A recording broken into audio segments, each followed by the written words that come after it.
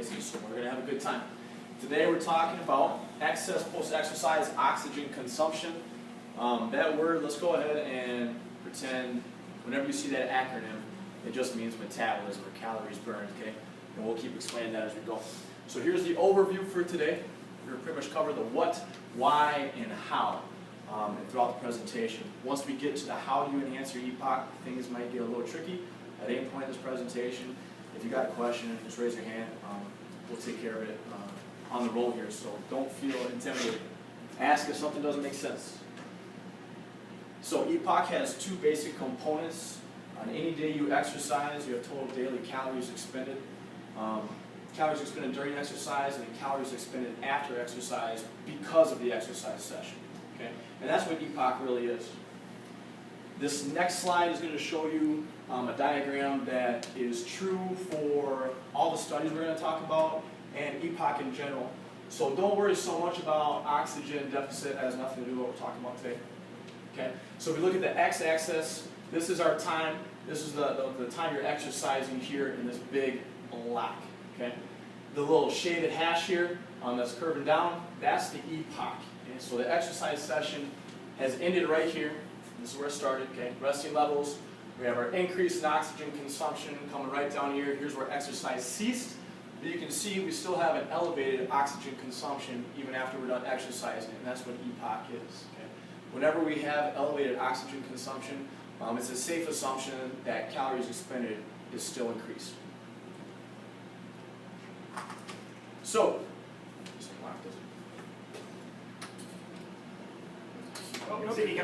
oh, hi. Come on in. No, you're fine.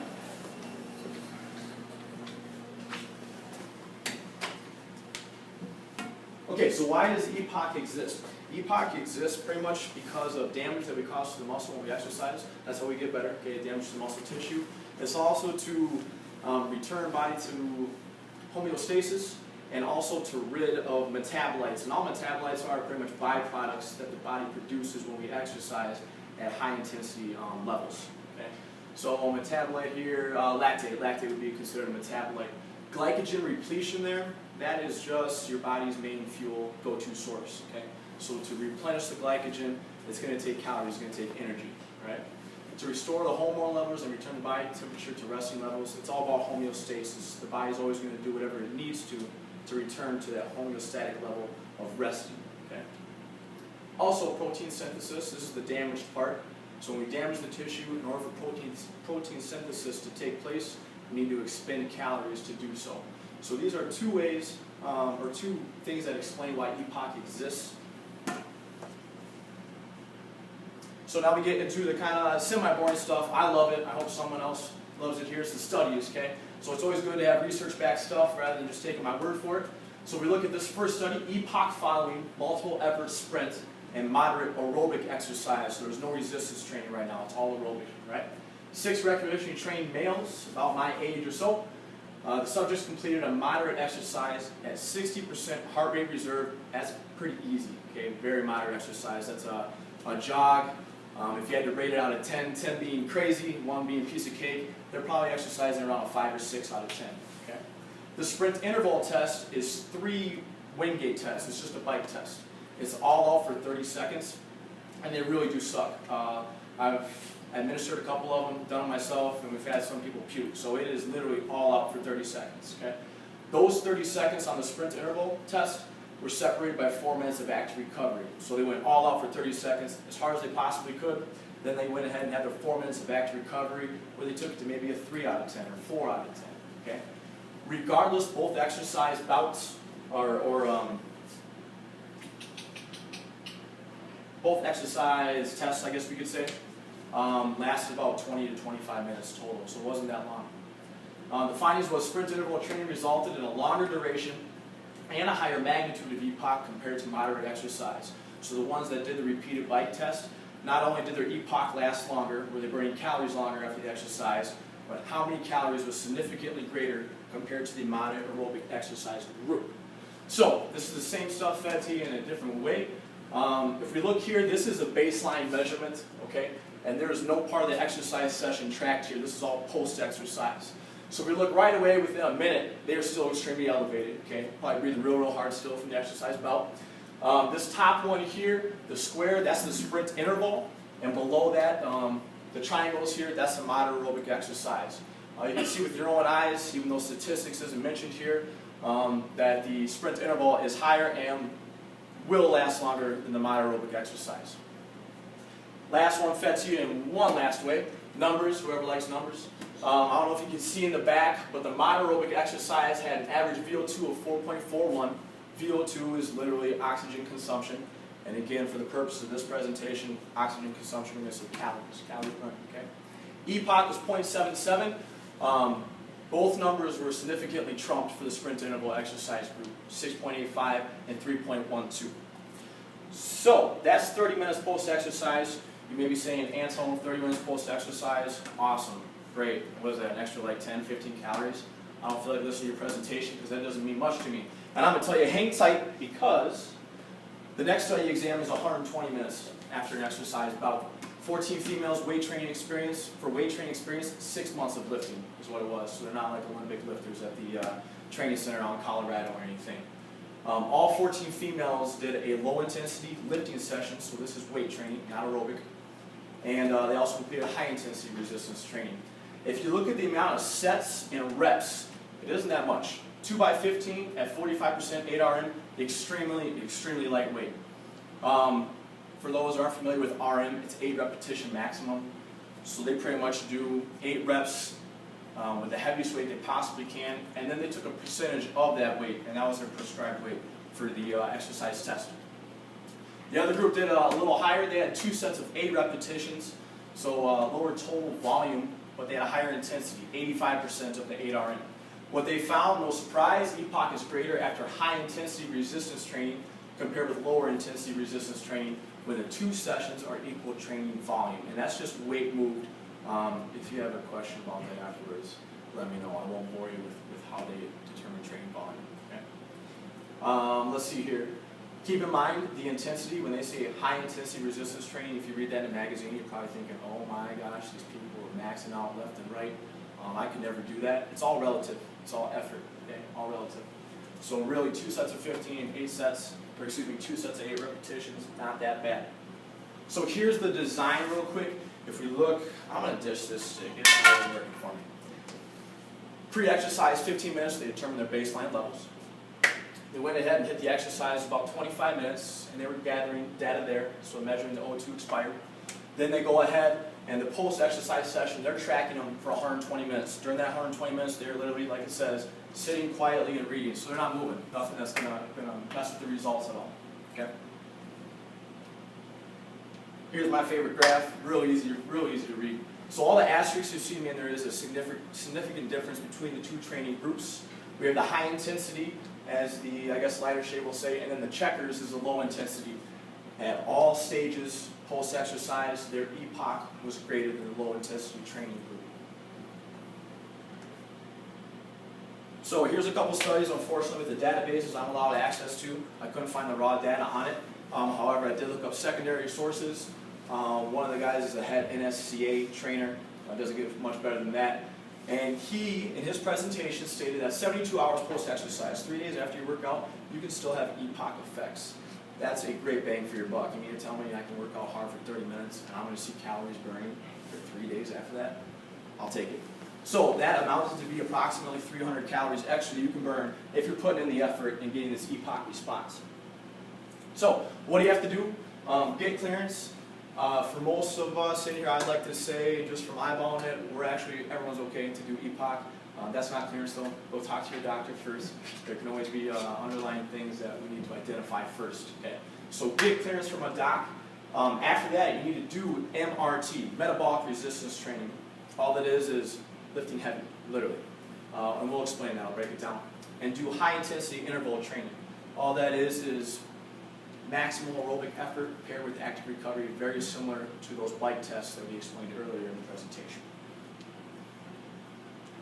So, 5 principles of MRT. This is taken from our NSCA guy, Bad Schoenfeld. You need to work major muscle groups. I'll explain how we do that. You got to make it quick. It's got to be short and to the point. So if you're a little social butterfly in the gym, we're going to have to work on that. I do like the social stuff, before and after the workout though. Speed up the positive, slow down the negative. I don't expect you to know what that means right now, but we'll talk about it. And you got to make it tough. Anecdotally, there's a direct correlation between effort expended and the amount of EPOC you see. So major muscle groups, you got to work all major muscles, that's everything.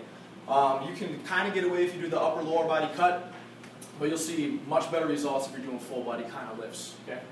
So ditch the single joint exercises for MRT. Again, this isn't for training every single day. If you're doing the MRT, ditch the single stuff. So the single stuff, of course, if we're doing like a bicep curl, that's a single joint because you see only the elbow is moving. Okay? If I did a shoulder press, that's actually a multi-joint. I got the elbow and the shoulder joint moving. Okay? So ditch the single joint stuff. Do that multiple joint exercises. Here's my lovely example. Instead of a bicep curl, let's do a row. Okay? So if you see 2 or more joints involved, that is a fantastic multiple joint exercise. Next, make it quick. Less than 30 seconds between sets. You got to stay on task. So if you are, wandering to the water, taking a sip, chatting, hey Julie, how was your day? Oh, my day was good, Julie, thanks for asking. It won't work at all, okay? So supersets. Supersets are literally 2 exercises you're pairing together. You're going back and forth between those 2 until you complete the amount of sets you have prescribed yourself, okay? So for example, a superset I always love to do, I'll do squats and pair with pull-ups. I got my multiple joints, I got my 2 exercises, it's going to stay quick. Another strategy is circuit training. I wish you could see what some of my clients. We always have fun with the battle ropes, popovers, we'll do some band pulls.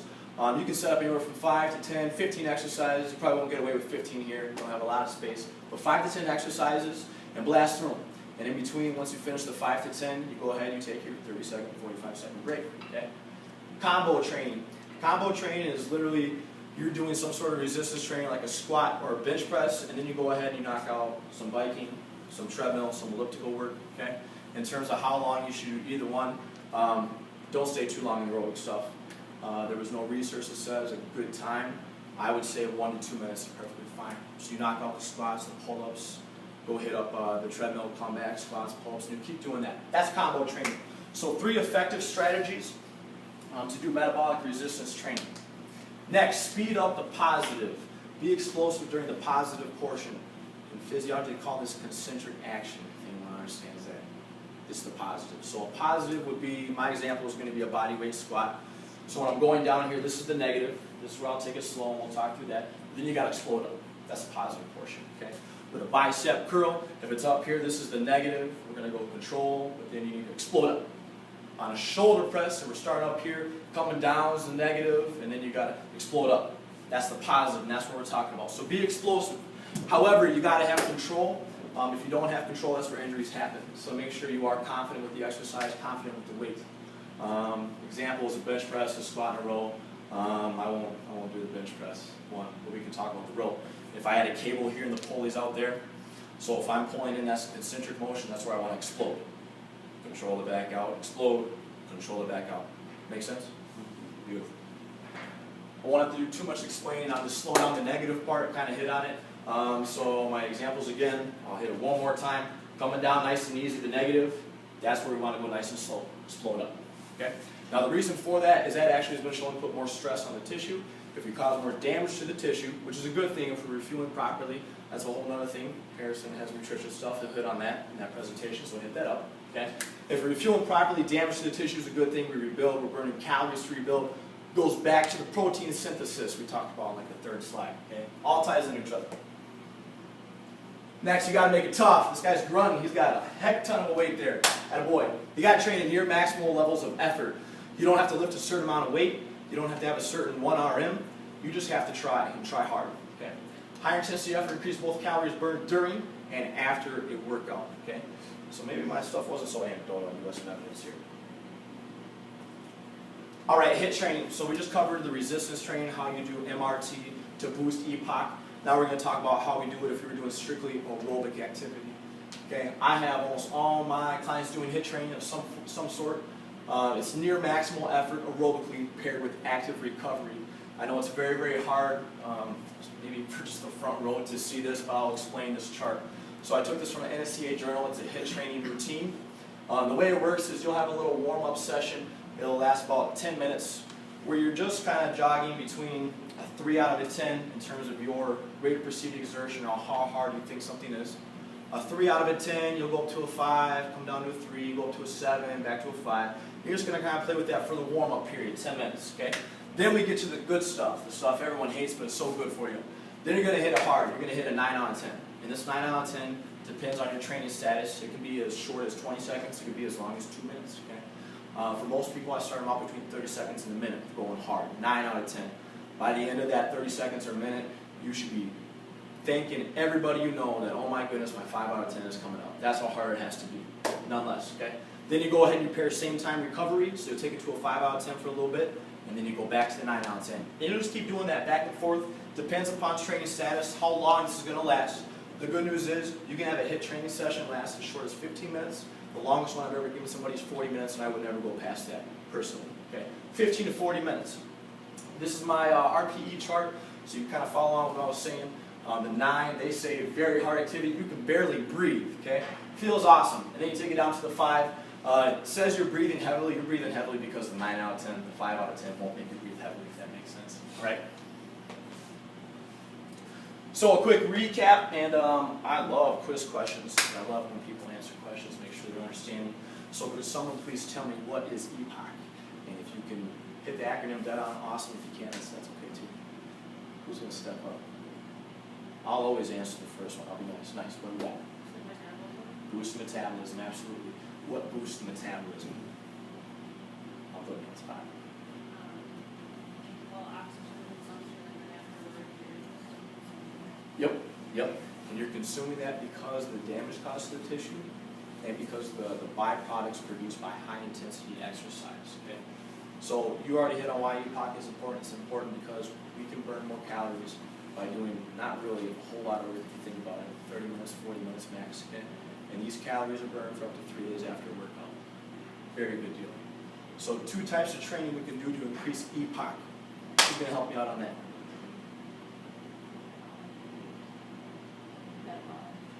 Yep. Metabolic resistance training and high intensity interval training. So that's our resistance training and the aerobic stuff. So what must you always do during HIIT and MRT training to increase EPOC? I said it a couple times. I said it was anecdotal, and I actually did have some evidence within the slideshow. What has to be done? This was a little tricky, so I'll answer it in about 10 seconds here for you. I got you, so I'll say it.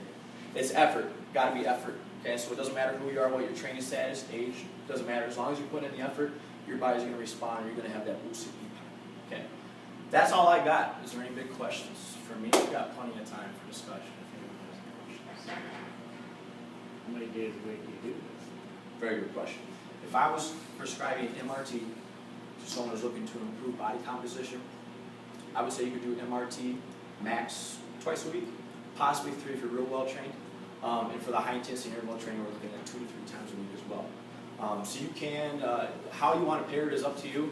If you can do the MRT and the HIIT afterwards, fantastic. I don't know if I would ever do that personally. That would be really painful.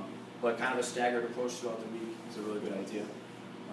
It's not ideal for those that like muscle groups. If you're a muscle group kind of guy, you know, buys, tries, back and buys, yada yada, however it works. This won't work at all. So on the day you do the high intensity, could you do like a 20-minute high intensity after doing a lower weight?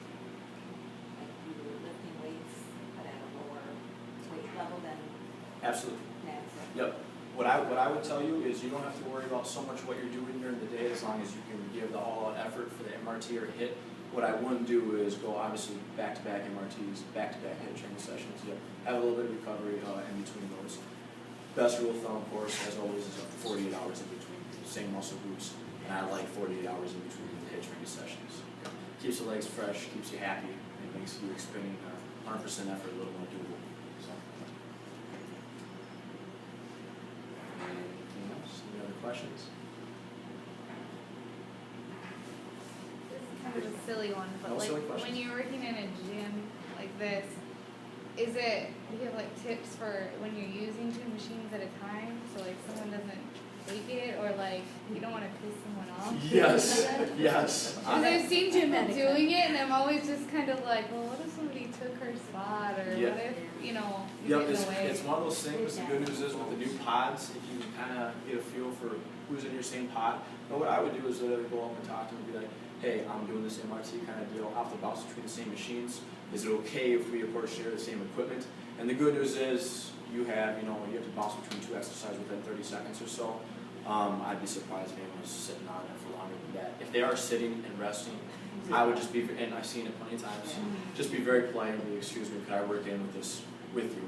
And I'd be very surprised if someone wouldn't let you do that. And if there isn't, it was nasty to you. That's what we're here for. Talk to us, and we'll take care of the situation. Okay. Anything else? No silly questions? Anything? That's good, it's maybe, but I mean, I'm the guy you talk about as the muscle guy. Yeah, you are. Okay, how long after say I did a bicep tricep workout, but it's not the MRT one, how long does my EPOC keep burning on average? If you're doing just bicep, tricep, And some aerobic. and some aerobic, I mean, it's not gonna be the 72 hours. no, it could, but the elevation would be negligible, put it that way. So it wouldn't surprise me if it was elevated for the 3 days, but the amount of calories total, of course, would be nowhere near that. It'd be a lot less. Yeah, does that answer your question? Was this more for somebody is actually trying to lose more weight? Is that what this is? By burning more calories and? It would be ideal. Yeah. Okay. Anyone who's trying to cut, lose weight, it would be perfect. Absolutely perfect. And again, just if you are trying to lose weight, cut or anything like that, it doesn't mean MRT is the only thing to do. It's just one strategy, of course, to help you. You never want to overdo something. That's how we hit the plateaus, of course. Never fun to hit plateaus. So it is a supplement, it is a strategy, but not a end all. But the MRT makes you get stronger too. Absolutely. Yep. It'll still make you stronger. Yep. Yep. Yep. They said I think I have 8 to 20 reps on there. So you'll get stronger. It's not necessarily a strength emphasis. It's for hypertrophy, laying down muscle mass would be the bigger emphasis next to endurance. So. But you should use the heaviest weight that you're able to use. Yeah. Put it this way: by the last set and the last rep, it should be very close to. Man, I don't know if I was going to get that up kind of weight. A little easier than that, but if it was like that, I'm okay with it. I'm okay with it. As long as the last one you're like, boy, I don't know if I can really do one more, then it's perfect. Perfect. I like that. That was good. I'm afraid I'm gonna pop like a major. Yeah. Try not to tense up. And what I tell people, don't ever do the Valsalva maneuver. And Valsalva maneuver is just you holding your breath. Wait up. That's where stuff does go wrong. So just remember, exhale to the tough part. Exhale to the tough part. If I see your red face and all that stuff, I'll let you know, hey, come on, we gotta breathe. Well, you're almost there again. Yeah, exactly. Just give it that. It is.